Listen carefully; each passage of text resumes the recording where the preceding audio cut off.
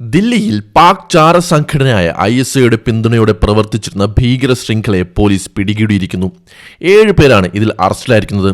എന്നാൽ ഈ വാർത്ത പുറത്തു വന്നപ്പോൾ നമ്മുടെ ദേശീയ മാധ്യമങ്ങളുടെ പ്രൈം ടൈം ചർച്ചകളൊക്കെ എവിടെയായിരുന്നു? പതിവ് പോലെ വലിയ ബഹളങ്ങളോ ഉച്ചത്തിലുള്ള ചർച്ചകളോ എന്താണ് ഈ വാർത്തയിൽ കാണാത്തത്? ഇവിടെയാണ് നമ്മളൊരു പ്രധാന ചോദ്യം ചോദിക്കേണ്ടത്. പ്രതികളുടെ പേര് മുസ്ലിം അല്ലാത്തതുകൊണ്ടാണോ ഈ വാർത്തയ്ക്ക് ദേശീയ മാധ്യമങ്ങളിൽ വേണ്ടത്ര പ്രാധാന്യം ലഭിക്കാത്തത്? സാധാരണ ഇത്തരം കേസുകളിൽ പ്രതികളുടെ പേര് ഒരു പ്രത്യേക മതവിഭാഗത്തിൽ പെട്ടതാണെങ്കിൽ സ്റ്റുഡിയോകളിൽ വലിയ ചർച്ചകളാണ് നടക്കാറുള്ളത്. രാജ്യദ്രോഹം, ഭീകരവാദം തുടങ്ങിയ വലിയ വാക്കുകൾ ഉപയോഗിച്ച് മണിക്കൂറുകളോളം ചർച്ചകൾ നീളും. എന്നാൽ ഇത്തവണ സ്ഥിതി അതല്ല. പിടിയിലായവരുടെ പേരുകൾ പരിശോധിച്ചാൽ അത് വ്യക്തമാകും. മോഹിത്, ദീപക്, ആരിഫ് പ്രധാൻ, കരൺവീർ സിംഗ്, ജതൻ, സാബീർ എന്നിങ്ങനെയാണ് പേരുകൾ. ഇവിടെ ഒരു മതത്തിനപ്പുറം രാജ്യവിരുദ്ധ പ്രവർത്തനങ്ങളിൽ ഏർപ്പെട്ട ഒരു ക്രിമിനൽ സംഘമാണ് പ്രവർത്തിച്ചിരിക്കുന്നത്. എന്നിട്ടും പല ദേശീയ മാധ്യമങ്ങളും ഇതിനെ വളരെ ചെറിയ വാർത്തയായി ഒതുക്കി.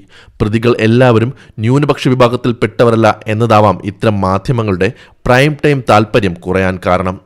ഈ ഒരു സംഭവം മാത്രമല്ല, കഴിഞ്ഞ ഒരു വർഷത്തിനിടെ ഇന്ത്യയിൽ ചാരവൃത്തി ആരോപിക്കപ്പെട്ട് പിടിക്കപ്പെട്ടവരുടെ കണക്ക് പരിശോധിച്ചാൽ ഞെട്ടിക്കുന്ന കാര്യങ്ങൾ കാണാം. പാകിസ്ഥാൻ ചാര സംഘടനകൾക്ക് വേണ്ടി വിവരങ്ങൾ കൈമാറിയതിന് പിടിയിലായവരിൽ വലിയ ശതമാനവും മുസ്ലിം സമുദായത്തിൽപ്പെട്ടവരല്ല. സൈനിക കേന്ദ്രങ്ങളുടെ വിവരങ്ങൾ ചോർത്തിയതിനും ഹണി ട്രാപ്പിൽ കുടുങ്ങി രാജ്യസുരക്ഷയെ അപകടപ്പെടുത്തിയതിനും കഴിഞ്ഞ വർഷം മാത്രം നിരവധി ആളുകൾ അറസ്റ്റിലായിട്ടുണ്ട്. ഇതിൽ ഗണ്യമായ വിഭാഗം മറ്റു സമുദായങ്ങളിൽ നിന്നുള്ളവരാണ്. എന്നാൽ ഈ കേസുകളൊന്നും ചാനൽ ചർച്ചകളിൽ വലിയ വാർത്തയാകാറില്ല. ഭീകരതയും ചാരവൃത്തികളെയും മതത്തിന്റെ കണ്ണിലൂടെ മാത്രം നോക്കിക്കാണുന്ന പ്രവണത നമ്മുടെ ദേശീയ മാധ്യമങ്ങളുടെ വിശ്വാസ്യതയാണ് ചോദ്യം ചെയ്യുന്നത്. ഇവിടെ പ്രധാനപ്പെട്ട കാര്യം മതമല്ല, രാജ്യസുരക്ഷയാണ്. ISIക്ക് പ്രവർത്തിക്കാൻ വേണ്ടി ഒരാൾക്ക് ഏത് മതക്കാരനുമാകാം. പണത്തിനും മറ്റു പ്രലോഭനങ്ങൾക്കും വേണ്ടി സ്വന്തം രാജ്യത്തെ ഒറ്റിക്കൊടുക്കുന്നവർ ഏത് വിഭാഗമായാലും അവർ രാജ്യദ്രോഹികളാണ്. ഇത്തരം ഗൗരവകരമായ വിഷയങ്ങളെ മാധ്യമങ്ങൾ തങ്ങളുടെ രാഷ്ട്രീയ അജണ്ടയ്ക്കനുസരിച്ച് വളച്ചൊടിക്കുന്നത് രാജ്യത്തിന്റെ സുരക്ഷാ സംവിധാനങ്ങളെ തന്നെ തെറ്റായ ദിശയിലേക്ക് നയിക്കും. ISIയുടെ ഭീഷണി യാഥാർത്ഥ്യമാണ്. അത് ഏതെങ്കിലും ഒരു മതത്തെ മാത്രം ലക്ഷ്യം വച്ചല്ല, മറിച്ച് ഇന്ത്യയുടെ കെട്ടുറപ്പിനെ ലക്ഷ്യം വച്ചാണ്. എല്ലാവിധ രാജ്യവിരുദ്ധ പ്രവർത്തനങ്ങളെയും ഒരുപോലെ കാണാനും അതിനെ മതത്തിന്റെ പേരിൽ വേർതിരിക്കാനും മാധ്യമങ്ങൾ തയ്യാറാകണം. ഈ വാർത്തയിലെ പ്രതികൾ ആരായാലും അവർ നിയമത്തിന് മുന്നിൽ കൊണ്ടുവരപ്പെടണം.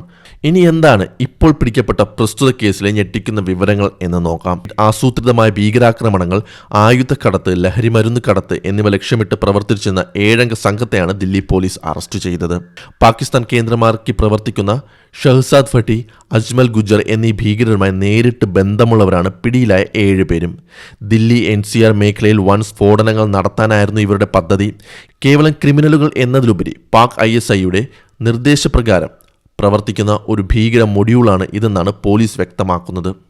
ഈ സംഘം വളരെ ആസൂത്രിതമായാണ് പ്രവർത്തിച്ചിരുന്നത്. പഞ്ചാബ് അതിർത്തി വഴി ഡ്രോണുകൾ ഉപയോഗിച്ച് ആയുധങ്ങളും മയക്കുമരുന്നും ഇന്ത്യയിലേക്ക് കടത്തുകയായിരുന്നു ഇവരുടെ പ്രധാന രീതി. ഈ ആയുധങ്ങൾ ദില്ലിയിലെത്തിച്ച് രാജ്യവിരുദ്ധ പ്രവർത്തനങ്ങൾക്കായി ഉപയോഗിക്കുകയായിരുന്നു. ഏറ്റവും ഗൗരവകരമായ കാര്യം എന്തെന്നാൽ ദില്ലിയിലെ തിരക്കേറിയ സ്ഥലങ്ങളും പ്രമുഖ മത നേതാക്കളെയുമാണ് ഇവർ ലക്ഷ്യമിട്ടത്. ഈ സ്ഥലങ്ങളുടെ ഫോട്ടോകളും വീഡിയോകളും എടുത്ത ഇവർ പാകിസ്ഥാനിലുള്ള തങ്ങളുടെ ഹാൻഡിൽമാർക്ക് അയച്ചു കൊടുക്കുമായിരുന്നു. വർഗീയ സംഘർഷങ്ങൾ സൃഷ്ടിച്ച് ജനങ്ങൾ ഭീതി വിതയ്ക്കുക എന്നതായിരുന്നു ഇവരുടെ പ്രധാന ലക്ഷ്യം.